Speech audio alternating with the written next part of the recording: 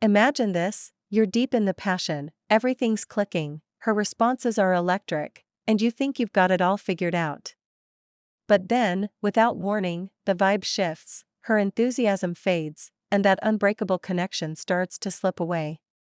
What if I told you it's often one small, overlooked habit that's derailing the whole experience, and it's something you can fix today to make things infinitely better for both of you? Let's dive right in and talk about why taking your time before the main act can change everything.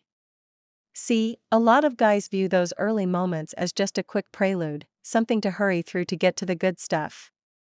But for her, those build-up phases are where the real magic happens. It's what primes her entire system for deeper enjoyment.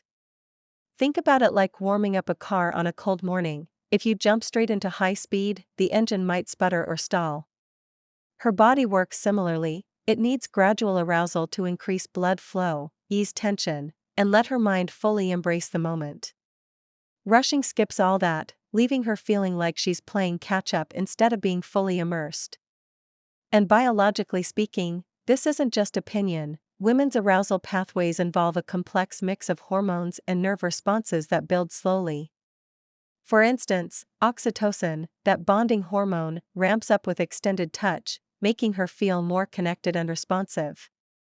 If you cut that short, you're missing out on amplifying her natural pleasure responses. Take a real-life scenario. Picture a couple where the guy dives in too soon every time. She might go along with it to keep the peace, but over time, she starts feeling disconnected, maybe even resentful, because her needs aren't being met. On the flip side, when you extend that prelude, exploring with light kisses, gentle strokes across her arms or back, she begins to crave more, pulling you closer herself. It's like building a fire. Start with kindling and patience, and soon you've got a blaze that's hard to put out. So, how do you apply this practically? Next time, set a mental timer to spend at least 15 to 20 minutes just on exploration, without any goal in mind. Whisper compliments about how her skin feels, or trace patterns with your fingertips, make it playful and attentive. Have you ever tried that and noticed the difference in her reactions? Let me know in the comments, I'd love to hear your thoughts.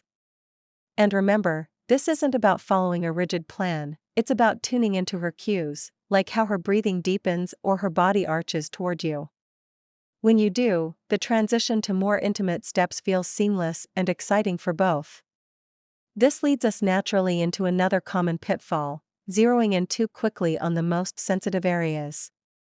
Even if you've got the timing right overall, jumping straight to her private zones can throw things off. It's like turning on a bright light in a dark room, startling instead of inviting. Her whole body craves attention first, to wake up those nerve endings everywhere, creating a full-body wave of sensation. Women often share that when touch starts too focused down there, it feels abrupt, almost clinical, rather than passionate. Instead, imagine her as a canvas. You want to paint the entire picture, not just one corner. Begin with her neck, shoulders, thighs, areas that build anticipation without overwhelming. In my experience hearing stories from patients, this approach turns okay encounters into unforgettable ones. For example, one woman described how her partner once spent time massaging her feet and calves first, which melted away her daily stress and made her incredibly receptive. By the time they progressed, she was fully engaged, leading to a more mutual and satisfying experience. Practically, try incorporating sensory elements like warm oil or feathers for variety. And pay attention to feedback. If she guides your hand away, that's a signal to broaden your focus. What about you? Have you noticed how starting wider enhances the buildup? Share in the comments below. Building on that idea of attentiveness, let's talk about the intensity of your touch overall. Many guys don't realize their natural strength can come across as overwhelming if not calibrated. It's not about being aggressive on purpose, it's that in the excitement, movements can get a bit too forceful. Picture holding a fragile glass, too much pressure, and it shatters, just right, and it's secure. Her body responds the same way. Starting gentle creates safety, allowing her to relax and invite more. Women frequently mention that abrupt thrusts or grips pull them out of the zone, making them tense up instead of letting go. But when you begin softly, mirroring her energy, it fosters trust. Even for those who enjoy variety and pace, that foundation of care is key. Think of it as a dance: you lead, but you feel her steps and adjust accordingly. In real terms, if she's breathing faster and matching your rhythm, that's your green light to intensify. Otherwise, ease back and rebuild. Studies on sexual satisfaction, like those from the Journal of Sex Research, show that partners who prioritize mutual comfort report higher levels of fulfillment. Applying this, practice mindfulness during intimacy, focusing on her subtle signals. A sigh of contentment means keep going, a slight pull away means soften. This not only prevents discomfort but heightens the emotional bond. Where are you chatting from? Drop it in the comments section. It's always fun to see our global community. Shifting to a more specific angle, that same principle applies directly to handling her most delicate areas. A ton of misinformation out there suggests that more pressure or speed is always better, but that's far from true. Those zones are packed with nerves, making them ultra-sensitive. What feels mild to you might be too much for her initially. It's like seasoning food: a dash enhances, but overload ruins the dish. Women often express frustration when touch there starts intense, leading to irritation rather than bliss. The fix? Always err on the side of lightness, gradually increasing based on her responses. For instance, use circular motions with feather-light pressure at first, watching how she reacts. If she presses into it, that's your cue to build. Real-life example: a patient once shared how her partner's gentle approach transformed their intimacy from routine to electric, simply by listening to her body's language.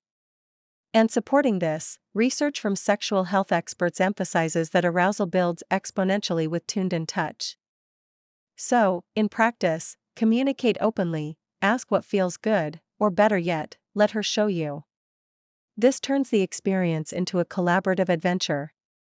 What do you think about incorporating feedback like that? Tell me in the comments. If you're enjoying these insights and want more tips on boosting your health and vitality, hit that subscribe button now.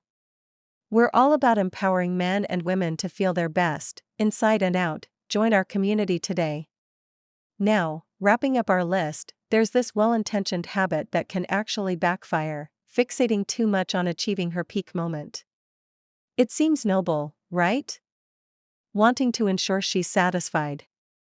But that spotlight can create unintended stress, shifting her from enjoyment to anxiety about performance. Imagine running a marathon with someone constantly asking if you're close to the finish. It distracts from the journey. For her, true release comes when she's free to immerse without expectations. Women describe how this pressure makes it harder to relax, ironically delaying or preventing what you're aiming for. Instead, emphasize the overall connection: shared breaths, eye contact, mutual exploration. When she feels accepted as is, without an agenda, her body naturally unfolds. Take a story from clinic chats. One woman explained that once her partner stopped pushing for the goal, their sessions became longer, more playful, and ultimately more fulfilling for both. Backing this, psychological studies on intimacy highlight that low-pressure environments foster deeper arousal. Practically, shift your mindset to savoring each sensation together, letting outcomes happen organically. This fosters repeat desire and stronger bonds. Have you experienced how letting go of goals improves things? Share your stories below. So, putting all this together, intimacy thrives when you prioritize her comfort, pace, and signals. It transforms from mechanical to magnetic, drawing you both closer each time. Remember, it's about creating a space where she feels truly seen and safe.